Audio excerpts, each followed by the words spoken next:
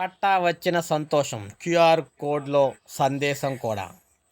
So మనం చూసుకుంటే పట్టణాలు నగరాల పరిధిలో సొంత స్థలం ఉండి సర్కారు సాయంతో ఇల్లు కట్టుకునే లబ్ధిదారులకు ప్రభుత్వం క్యూఆర్ కోడ్తో కూడిన ధ్రువపత్రాలు అందిస్తుంది.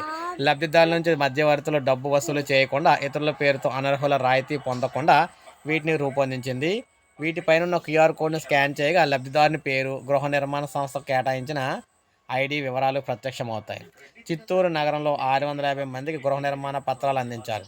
అందులో గిరింపేటకు చెందిన గుండ్లూరు మంజుల తనకు ఇచ్చిన పత్రంపై ఉన్న క్యూఆర్ కోడ్ను స్కాన్ చేయగా ఫోన్ స్క్రీన్పై ప్రత్యక్షమైన సమాచారంతో ఆనందం వ్యక్తం చేశారు. దీనివల్ల మోసాలకు తాగుండదని అక్కడికి వచ్చిన మహిళలు అయితే చెప్పారు. సో ఈ విధంగా స్కాన్ చేశారన్నమాట. స్కాన్ చేస్తే డీటెయిల్స్ అన్నీ కూడా అందులో రావడం అయితే జరిగింది.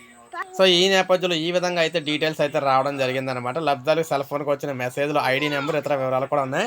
సో ఈ విధంగా రాష్ట్ర ప్రభుత్వం పట్టణాలు నగరాల్లో ఇళ్ల స్థలాలు ఉండి ఇళ్ళ నిర్మించుకునే వారికి వారిని పేర్లోకి ఎవరినైతే యాడ్ చేశారో వారందరూ కూడా ఇటువంటి కార్డులు అయితే పంపిణీ చేయబోతున్నారు అన్నమాట రాష్ట్ర వ్యాప్తంగా.